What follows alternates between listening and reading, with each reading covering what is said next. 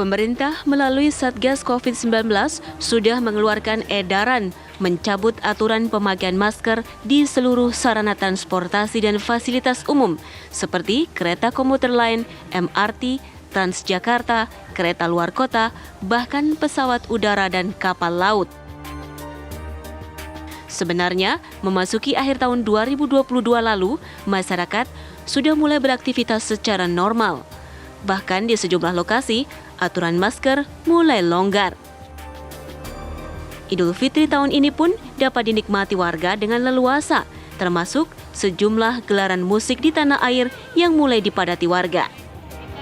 Dan aturan terbaru yang berlaku sejak beberapa hari lalu ini seakan menjadi tonggak bahwa corona sudah bersahabat dengan masyarakat tanah air. Tak heran jika kemudian Presiden berencana mencabut status pandemi dan menggantinya dengan endemi.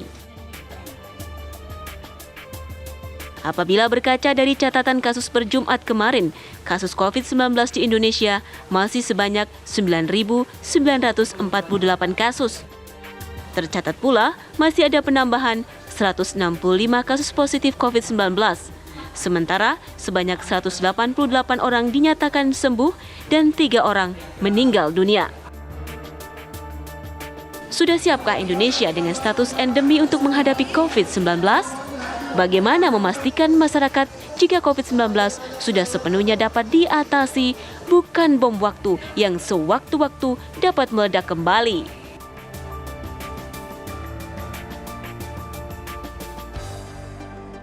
Itu yang akan saya bahas di Apa Kabar Indonesia malam hari ini, pemirsa. Di studio TV One sudah ada Dr. Yusuf di sini.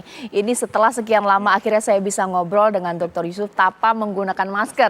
Kalau Dr. Yusuf karena praktisi kesehatan selalu strict dengan maskernya. Itu yang memang terjadi ya Dr. Yusuf. Ini selamat datang. Yang terjadi saat ini pemirsa, di mana pemerintah sudah resmi mencabut aturan pakai masker di tempat umum, bahkan juga di tempat tertutup. Tapi pertanyaannya, sudah siap atau sudahkah diputuskan Indonesia transisi dari pandemi menuju endemi?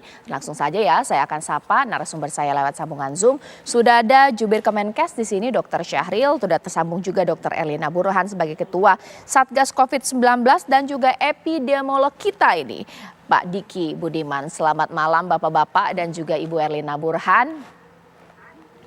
Ya, baik. Selamat malam. Saya ingin pertama kali ke Kemenkes terlebih dahulu, pasti Dr. Syahril. Dok, banyak saat ini informasi berkembang, Presiden Jokowi akan mengumumkan status pandemi menuju endemi untuk Indonesia akhir Juni. Benarkah itu dok? Atau mungkin laporan dari Kemenkes ini status COVID di Indonesia ini seperti apa? Ya, terima kasih. Jadi benar berita itu telah disampaikan oleh Bapak Menteri Kesehatan. Semua laporan ya persiapan untuk diumumkan oleh Bapak Presiden telah disampaikan oleh Bapak Menteri Kesehatan setelah berkoordinasi dengan seluruh yang terkait. Dan untuk waktu pastinya kita tetap menunggu sesuai dengan apa yang disampaikan Bapak Presiden sekitar 1-2 minggu ke depan. Nah, yang ingin kami sampaikan bahwa sebetulnya kita harus mengingat ada 2 Kepres ya yang diterbitkan di tahun 2020, yaitu nomor 11 dan yang kedua nomor 12, yaitu tentang penetapan kedaruratan kesehatan masyarakat COVID-19 yang dikeluarkan 31 Maret. Yang kedua juga penetapan bencana nasional, bencana non alam, ya penyebaran COVID sebagai bencana nasional. Jadi 2 Kepres ini yang tentu saja yang akan diberikan suatu perhatian khusus untuk kita rekomendasikan ke Bapak Presiden untuk dicabut, sehingga kita betul-betul menyusul pengumuman WHO yaitu kedaruratan COVID secara global telah dicabut pada tanggal 5 Mei yang lalu, Pak. Ya, baik. Mungkin sekarang saya ingin ke Dr. Erlina Burhan juga untuk memberikan informasi kepada kita. Itu yang sudah disampaikan oleh Dr. Syahril mewakili Menteri Kesehatan bahkan juga Kemenkes. Untuk Satgas COVID-19 ini seperti apa laporannya? Mulai dari masih ada tidak sih sebenarnya pasien-pasien terpapar COVID saat ini, atau mungkin sudah hampir tidak ada? Seperti apa, Dok? Ya, sebetulnya pasien COVID itu masih ada. Hanya saja memang sudah jumlahnya relatif stabil dan sedikit. Dan juga tidak banyak kasus-kasus yang berat seperti dulu yang kita khawatirkan. Jadi saya kira kalaupun kemudian pemerintah melalui Satgas mengeluarkan ketentuan bahwa boleh membuka masker, itu kami dari ID tidak berkeberatan, tapi tentu saja ada beberapa catatan karena masyarakat Indonesia itu biasanya tidak membaca secara utuh ya. Kalau mendengar boleh lepas masker, nah lalu semuanya akan membabi buta melepas masker. Padahal ada kondisi-kondisi tertentu yang sebaiknya tetap memakai masker. Contohnya kalau yang bersangkutan atau seseorang itu mempunyai komorbid sehingga sistem imunnya sedang rendah. Atau dia mungkin bergejala, batuk pilek dan lain sebagainya. Nah, untuk hal itu kami dari PBID atau saya sebagai ketua Satgas COVID PBID tetap menghimbau, merekomendasikan pada masyarakat untuk memakai masker. Jadi memang kondisi stabil dan juga penyakitnya rata-rata ringan sehingga orang cukup beristirahat, namun pada kelompok-kelompok tertentu, yaitu kelompok yang bergejala atau kelompok yang berisiko tertular, maka sebaiknya tetap memakai masker.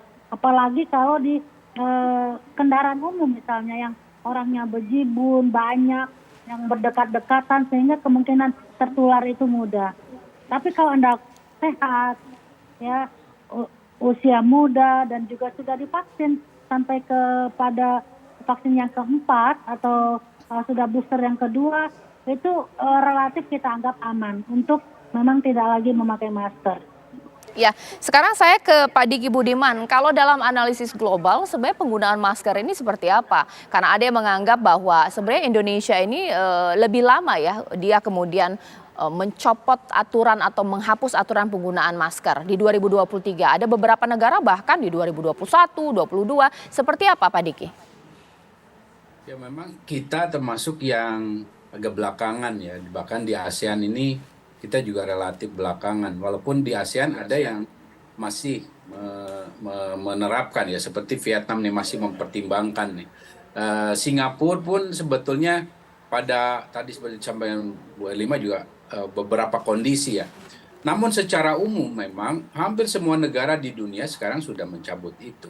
Tapi selain itu ada upaya untuk membangun literasi publik ya, karena bagaimanapun kita nggak bisa menyamakan kondisi Indonesia dengan misalnya negara maju nih. Karena apa?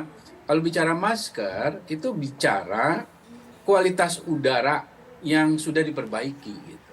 Yang menurunkan risiko seseorang untuk bukan hanya mendapatkan patogen di udara ya, berbentuk apa itu virus ataupun bakteri, tapi juga polutan gitu. Jadi kita harus memberikan penanaman dan juga membedakan bahwa masker ini kan sebetulnya alat untuk memproteksi manusia supaya kalau menghirup udara ini dia tidak terpapar risiko atau terekspos. Nah, ini yang tentu nggak bisa disamakan gitu dengan negara maju misalnya yang atau nggak usah jauh-jauh dengan Singapura yang kualitas udaranya sudah dia jaga gitu dan bahkan sudah dia tingkatkan, bahkan di ruang-ruang dalam misalnya kantor, gedung-gedung, itu di negara maju sudah mempertingkatkan standar kualitas udaranya dengan adanya misalnya pengukuran level CO2, menggunakan air purifier dan lain sebagainya.